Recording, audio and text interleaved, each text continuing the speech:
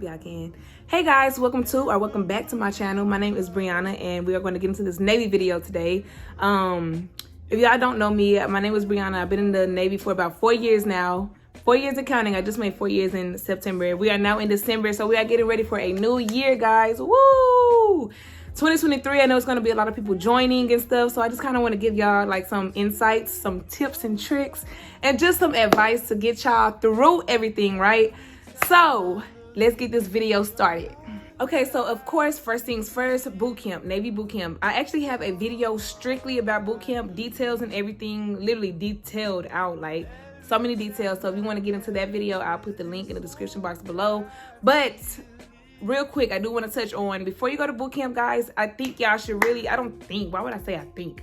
I know that y'all should know. I want y'all to know y'all 11 general orders and y'all Sailor's Creed. You can find those on Google. You can find them on YouTube. So just look up those two things. I feel like those are the main things that you want to know. Also, you want to know your Navy terms and slangs. For example, like when you're in boot camp, you don't say floor, right? So the floor will be the deck.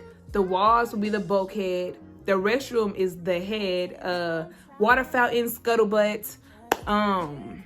The ceiling is called the overhead. Underwear is called skivvies. The shoes are called go fasters. So yeah, those are a few little Navy terms of slangs that you want to know, because you don't want to use the regular words in boot camp because you'll get yelled at for that. Yes, you would get yelled at. You just want to know the actual terms that they use, right? Also, you want to know your times. So like, let's say 1 o'clock, right? You'll say 1 o'clock out here, but in boot camp it'll be 1300. 9 o'clock p.m. that is 2100. You want to know all your times, slangs, and yeah, all that good stuff. You also want to know your the Navy alphabetical terms, right? So A is Alpha, B is Bravo, C is Charlie, D is Delta, E is Echo. You just want to know your whole alphabet. So learn those things, and there's also like the main things that you want to know before you go to boot camp. Also, when you go to boot camp, try to get one of those roles, try to get one of those jobs. They'll have a division yeoman, they'll have a division RPOC, which is the person that leads the division. That's like the main role in boot camp. So go for those jobs, learn those skills, and learn all of those, because they'll carry you through. You're most likely to rank up before you even get out of boot camp. So learn those things. I feel like those are very important, and you just want to know so you can be ahead of the game, because you know not everybody goes in knowing. So yes, you'll learn everything else you need to know once you get to boot camp, but those are the main things that I do want to touch on, just so y'all can know, y'all can be aware, be ahead of the game, and just, you know a little bit of something. Okay, so I actually have a Navy, like I said, I have a Navy video that's real detailed about boot camp. So if you can check that out. I'll put the link in the description below, where it's just strictly about the Navy. That's one of my like big viral videos actually. So boom, we got that out the way. So let's touch bases on life after boot camp, right? Because I'm pretty sure everyone on here have already looked up videos about boot camp, about advice, about everything you need to know. So yeah, let's get into after boot camp, right? So after boot camp, you go to A school. You don't get to go home right after boot camp, but you will go home after A school. So I'll make that very clear, because a lot of people ask about that as well. So you get to go home after A school. A school is where you'll learn your job, your rate, all that good stuff. You'll get to know what you're going to be doing once you get out into the fleet. So after A school, you get to go home, enjoy time with family, and then once you get off, it's called leave. You go on leave, right? So once you leave from leave, you go to the fleet, your first command, and yeah. So a lot of people do ask me about living on base and how can you get BAH. So BAH stands for Basic Allowance for Housing. So basic allowance for housing is basically money given to you to pay for your housing when you not staying like on the barracks, in the barracks, because of course if you stay in the barracks it's free. So these are the ways that you can get BAH, right? So 1, you have to be married.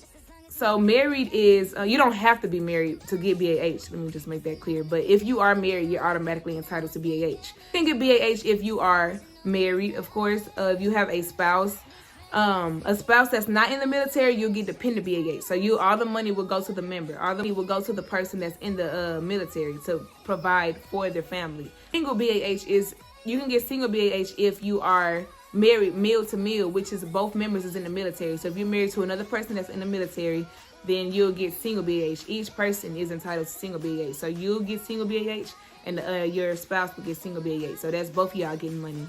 In opposed to if you're married to someone that's not in the military, you'll just get all the money. Also, you can get BAH if you have a dependent child, if they're in main custody of you. So if the member has main custody of the child, they will get dependent BAH. You can also get BAH if you are paying child support. It's called BAH diff if you're paying child support for a child that's not in your main custody, but it's your child, but you're paying child support. Just provide proof that you are paying child support for that child. So you'll get BAH for that. So those are different ways to get BAH. Also, if you are in the military and you make E5, which is second class petty officer, you are automatically entitled to BAH as well. So yeah, BAH is basically to help you pay for housing when you're living off base.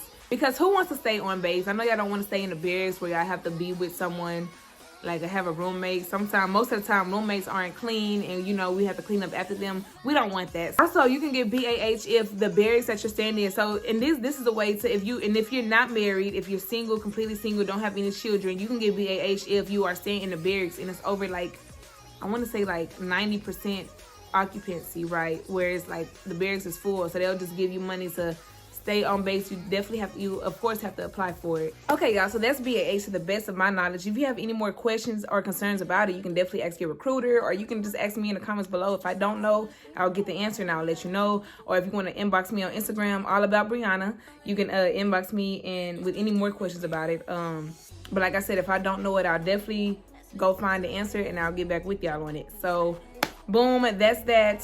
So that's BAH, living off base. So I also get asked about how often do you go on deployment? If y'all don't know, I just got off of deployment for 9.5 months. Whew, it was a long one. But people ask how often do you go on deployment? So when you join the Navy, you have sea and shore duty. So it's a rotation. So you have sea, shore, sea, shore. Most of the time it start off with sea, which is when you're most of the time you're going to be on a ship or a squadron. I'm actually at a squadron right now. I used to be on a ship, but now I'm on a squadron. So a squadron is actually it's much smaller. It's more so like a building. You're attached to a big ship. So when the ship go out on deployment, you'll go with them. So it still count as sea duty. And the squadron, I personally like the squadron better because it's smaller, less people you have to deal with. Especially for my rate, I'm a PS in the Navy, which is a personnel specialist, and we do a lot of paperwork and stuff for our sailors. And it's much smaller, so it's easier. In opposed to being on a big 500,000 person carrier where you have to deal with all of that, all of those people's information, all of their, just all of their stuff. So I love being at a squadron. It's honestly better in my opinion. But people ask how often do you go on deployment? So you only go on deployment when you're on sea duty. And most of the time for my rate, it's I want to say sea shore, it's 4 years, then 3 years, then 4 years and 3 years between sea shore. So yeah, you only go on deployment when you're on sea duty. And deployments usually last from 6 to 9 months. We had a 9.5 one, which is kind of long. We got extended twice on our ship. So yeah, those are, you only go on deployment when the ship is in operational conditions, when it's good to go. You'll get relieved by another ship. You'll learn more about that kind of, you might get lucky and go to a ship that's in the shipyard, still getting worked on to where you don't have to see the sea. I was on the George Washington. We were in the shipyard for a while, for a hot minute. So we didn't have to go out to sea. I feel like that's the only hard part about being in the Navy is just going out on deployments, going out to sea, because, you're being away, you're going away from family and everything for that long amount of time. You can't be on the phone with them. You can't just be on social media, can't be on Instagram, can't be on YouTube. It's just a service, it's just a no-go. So I'm hearing some recruiters be telling their sailors that they'll have Wi-Fi on a ship and stuff. So that is not true. I'm just letting y'all know that is not true. It have been in the talks. It's been rumors saying that they're going to add Wi-Fi to ships. I don't know how true that is. And even then, if they did add Wi-Fi to the ships, I feel like it just wouldn't be that much connection because so many people would be on it, of course. But in my opinion, being in the Navy is really literally a regular job, working a regular 9-to-5 job, except from when you're on deployment, of course. But it's working on a 9-to-5 job. You just go to work and then you go home, then it just repeats. But you're getting a steady paycheck and you get all the benefits that the Navy come with. So I think it's a steal for me, y'all. I think it's a steal. I don't see, that's definitely a dream, honestly. Also depends on what your rate is. I have a pretty easygoing rate, so it's not really as hectic as it would be for anybody else. For those crazy rates. Like if you're like a nuke, you score super high on the ASVAB and you're like a nuke. They work, their hours are very long, but they get those re-enlistment bonuses. Like you can enlist if you become a nuke, you can get $30,000 just for joining. You get $30,000 even when you just like re-enlisting, just to sign on another contract. You just get all that money, y'all. Like they get paid. But they're working, it definitely comes with, you know, working super hard, working long hours, having duty every like almost every other day. Like it's just very like busy for them, but they get money, right? So yeah, honestly, it's really not as bad. Like, all right, y'all, so picking a job in the Navy is really not hard when it comes to scoring for it. So basically when you take the ASVAB, they go by line scores. So you know, they have the different topics like math, they have science, they have reading, yeah, so all that stuff, it goes by line score. So whatever job you're interested in or you heard about and you like, okay, I want to know more about this job, this might be the job that I see potential in. So if you get to that point, you want to go on there and look up the requirements for it. So the requirements are, they'll show like what do you need to score, right? And they'll show in what subject. So for like a certain rate, you have to have like a certain math score and a reading score. Say math and reading. You want to score, and it's going to be like this plus that have to equal. So if you got to score by those requirements. Like say you have to have like a 60 in math and like a 40 in science. If your rate that you want to get is like you got to get like a 90 with those two topics, and you get like 100, so you get 60 and 40, you get a 100, so you got that job. So it goes by this. That's just like an example of how you will score to get a rate. So if you want to get a certain rate, you want to get a certain score. So it's not going to be the whole ASVAB, because I didn't score the highest on my ASVAB test at all, but the scores that I did that were required for my job, I got them high enough for those two line scores to add up for me to be able to get that job. If you are off, but say you want a job and you are off by like 5 points, you can get a waiver. So you'll be able to get a waiver so that you can still, you know, get that job and yeah, apply for it. So don't be too stressed out about your ASVAB score, because again, it goes by line scores. Don't go by the total. So say you get like a 45 on your ASVAB. That don't mean that you can't get any jobs. Like you're not going to find a good job, because it's going to go by line scores. You can score really high in math, which is I did. I scored my highest in math, and I feel like that's what carried me to get my rate. So don't be too hectic about it, but you still want to do the best as you can so that you can have way more options. So yeah, study for that, get ready for the ASVAB, and yeah, they have many guides out there like ASVAB for Dummies. They have tests that you can take online. That's what I did before I joined. I took like a lot of ASVAB tests that was online. So okay, y'all, so like I said in one of my previous Navy videos, I went in UNDES, which is APAC. So if you go in UNDES, it is basically a way to like look at all the different rates and jobs that you can potentially choose from, and you can go with, okay, I like what they do. Let me see what they do. Let me see what they do. Okay, I think I like what they do, so I'm gonna go with what they do. So basically, basically it's just like, you know, picking a job. I went in UNDES, like I said. I went to Pensacola, Florida, and yeah, you can be. So UNDES, you can.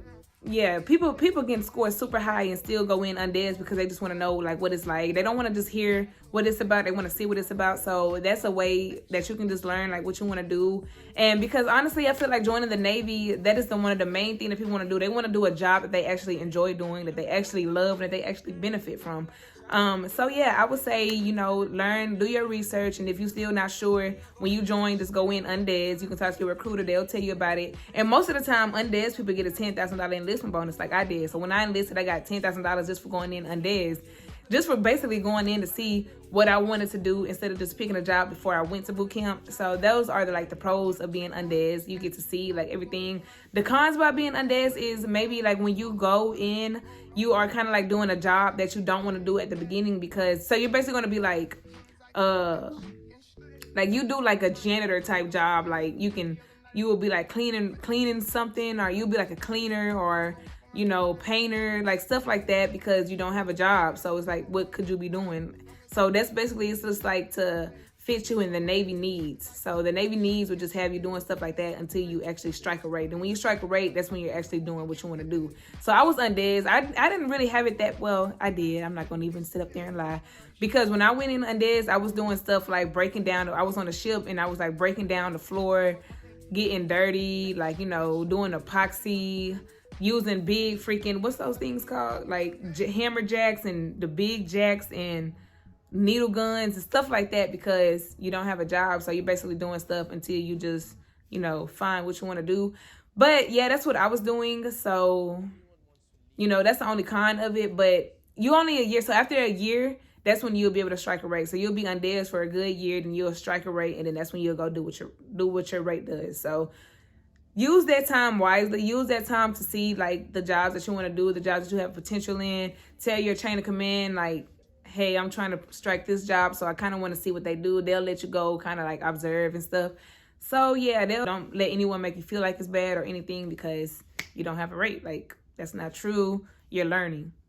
But all right, guys, those are a few things that I just wanted to touch on. I just wanted to let y'all know, you know, a few things. I feel like I haven't done a Navy video in like a while, so I just wanted to kind of touch bases on that stuff. Just let y'all know what it is, what's up, what it do. But yeah, so if y'all have any other questions, any concerns, or just y'all want to know something, please let me know, because I'm looking, I feel like so many videos that I've did in the past are like very informative. So I'm still kind of like, you know, I still try to make videos just for the people that wanted to know, or people that's getting ready to join and they have any questions. So yeah, if y'all do have questions, just let me know, because y'all questions help me make content. So just let me know what y'all want to know and I'll make that content for you. So I hope y'all enjoyed this video. I hope it was informative. Make sure y'all like, comment, and subscribe if y'all did enjoy this video. Like I said, my name is Brianna. You know, I'm making this video like all about me. So it's not always about the Navy, but it's about stuff that I do in my everyday life, just so y'all can relate more. Y'all can see everything. Like I live a normal life, y'all. I'm in the Navy and I live a normal life, completely normal. Like everything is all good over here. So I just kind of just wanted to touch bases and just let y'all know like all that kind of stuff. So, but make sure y'all like, comment, and subscribe. And I will see y'all next time. Bye.